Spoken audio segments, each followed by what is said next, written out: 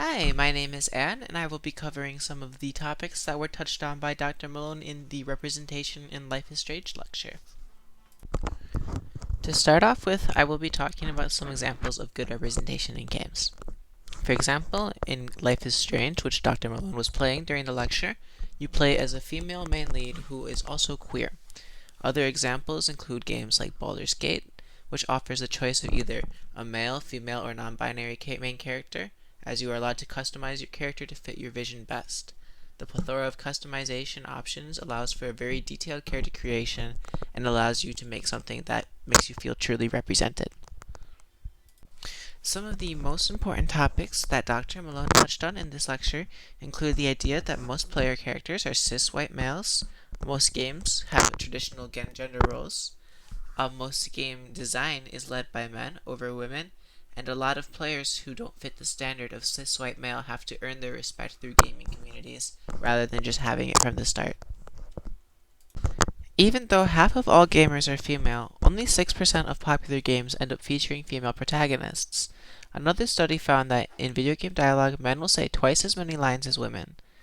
Because the women are not portrayed as main characters, they're not portrayed with as much depth and subtlety as other main characters, which ends up further discouraging female players from playing games and deepens the gender stereotypes and divides in popular culture.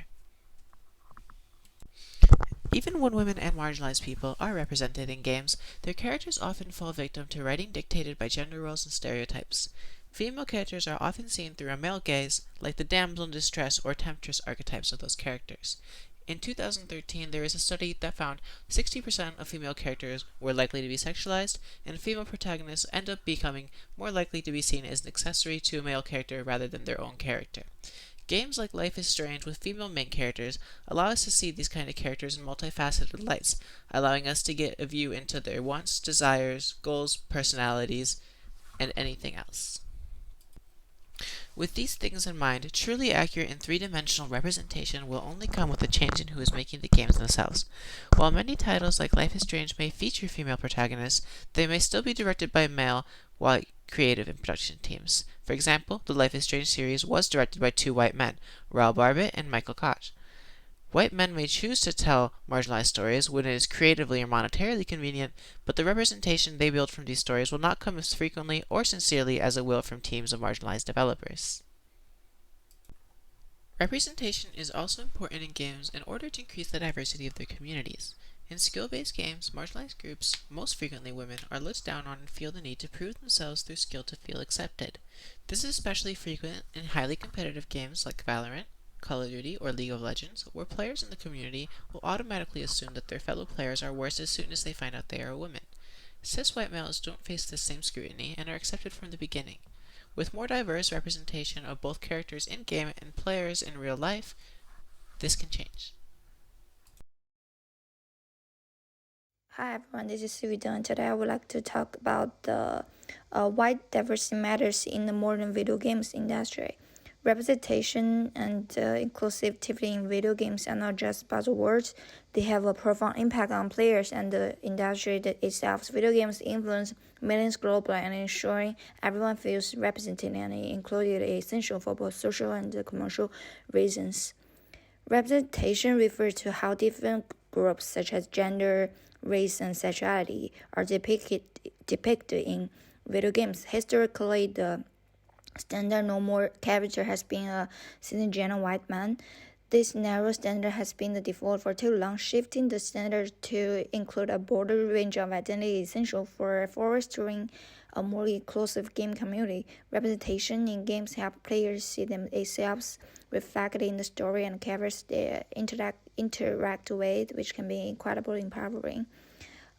So I would like to start with a personal story. It highlights the emotional influence of video games. Katie Stone passive daughter once took her Super Mario Plush tour with her on her first bike ride.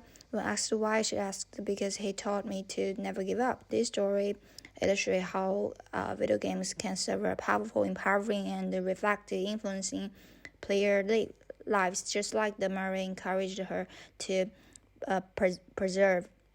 Video games can teach resilience, problem solving and creativity. This positive impact can especially important for young players developing their sense of self. Having diverse characters in games is essential as it allows a player to see themselves reflect in the story they engage with. For example, Life is Strange featuring Max Crawford, a teenager girl dealing with real life issues, and Ace the Creed Origins featuring Baker, a character of Africa descent. These characters had a significant impact on players, making them feel seen and represented. When players can relate to the characters, it enhances their gaming experience and fosters a deeper connection to the game. Character customization is often seen as a minimal effort for diversity, allowing players to create avatars and look like that. Well, this is a step in the right direction. It's equally important to have inherent diverse characters within the narrative. Predefined characters like Max Crawford and Life Strange provide rich, relatable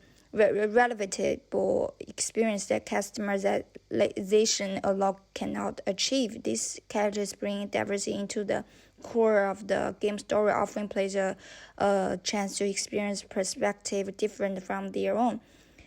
There already have some industry programs supporting the diversity. For example, Microsoft ID Xbox program is a fantastic example of supporting diversity in the gaming industry. This program helps independent developers create games with unique perspective. One notable example is I Hope, a game aiming at children affected by cancer. It's about a girl who defends her Iceland home against a mysterious sickness. Another example is We Love Chicago, which tells the story of multi communities in the urban area. These games highlight the importance of diversity storytelling and how different perspectives can create meaningful and impactful experience. Programs like ID Expos are essential for bringing them a unique story to life.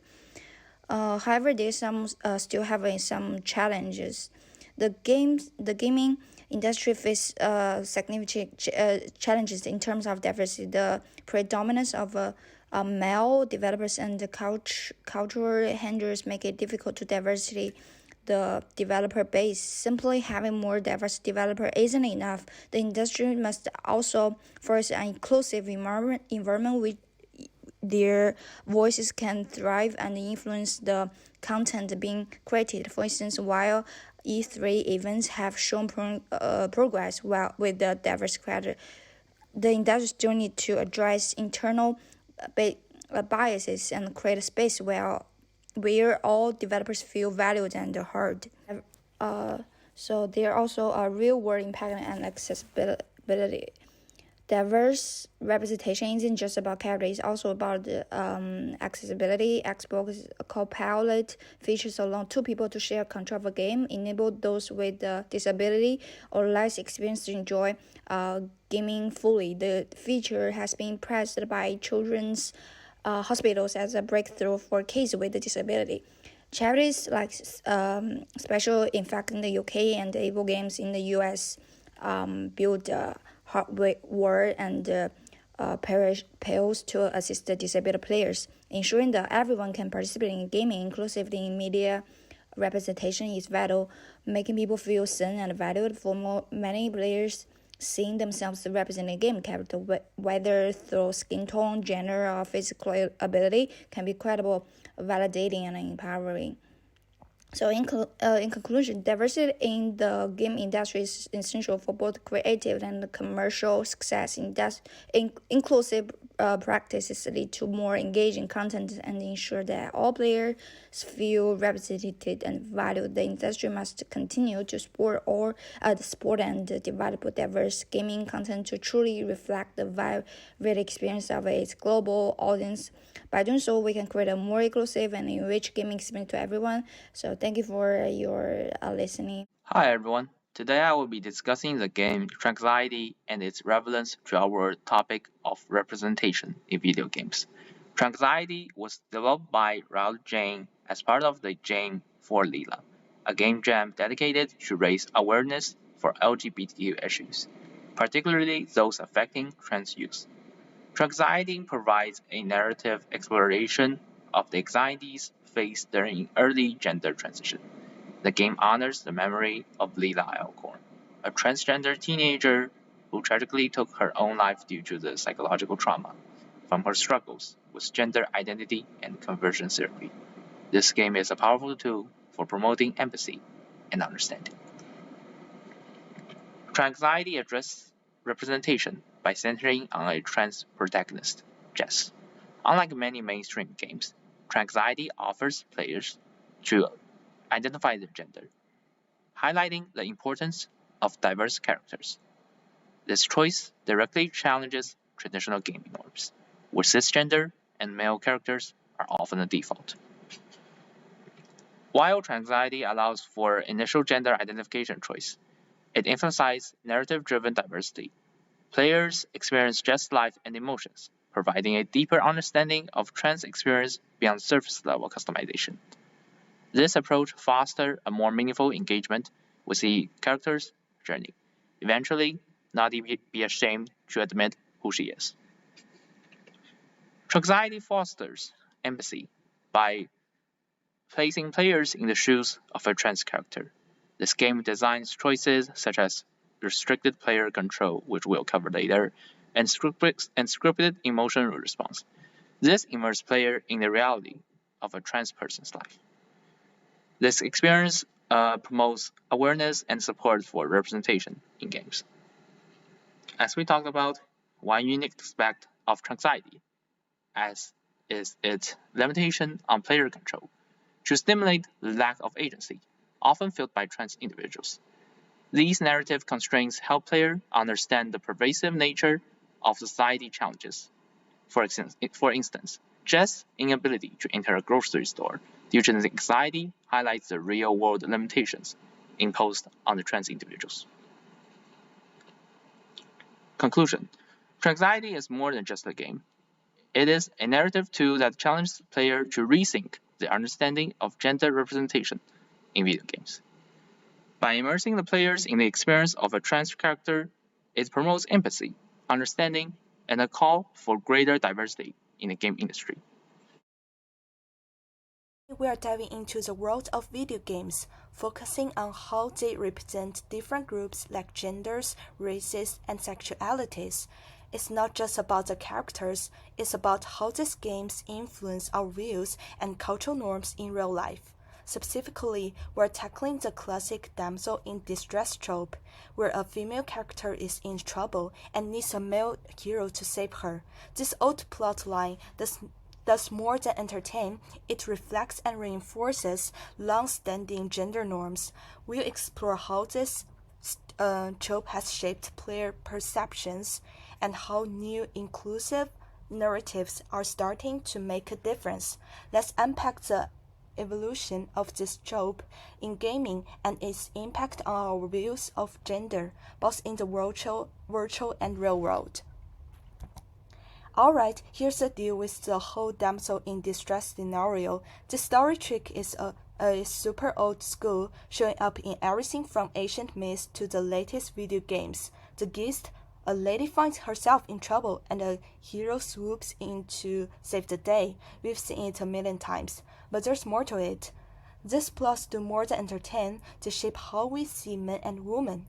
Women needing help and men providing it. Take Donkey Kong from 1981, where Mario, back then he was Jumpman, rescues Pauline from a giant ape.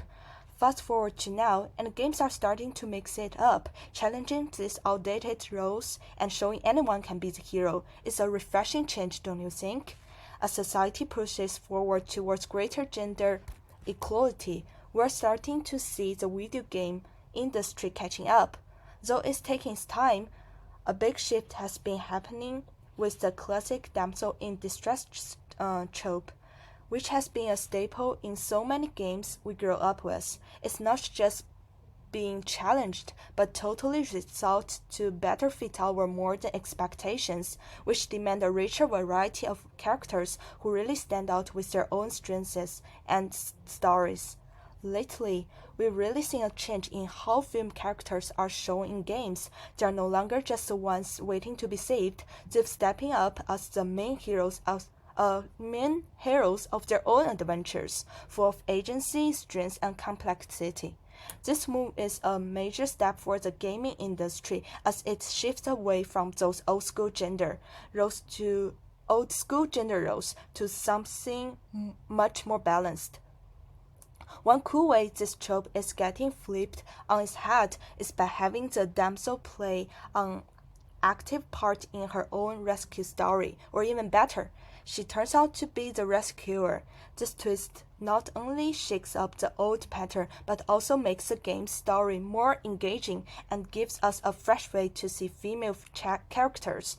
And there are games now that completely ditch the old trope, opting for stories where the rescue mission isn't tied to gender at all. This is super important because it shakes up our gameplay and shows that everyone, regardless gender, can be in a position to need help or to give it.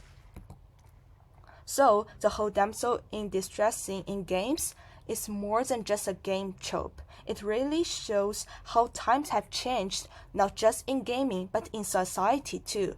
It used to be all about the helpless woman and the hero guy, but now games are tossing that old script out. They're bring in complex characters who bust those cliches wide open, helping push everyone toward a more inclusive road. And honestly, video games are a big deal. They shape our views and connections. As they start celebrating all kinds of people, they draw in bigger crowds and enrich the gaming vibe for all of us. For this week's questions, how do customizable characters in video games impact the representation of diverse identities? What do you think are the most important factors of diversifying a player base? Following from question 2, what do you think we can do to improve the inclusivity in the game industry? And can you provide an example of a game that effectively subverts the damsel in distress trope, and what impact do you think it has on players' perception of gender roles?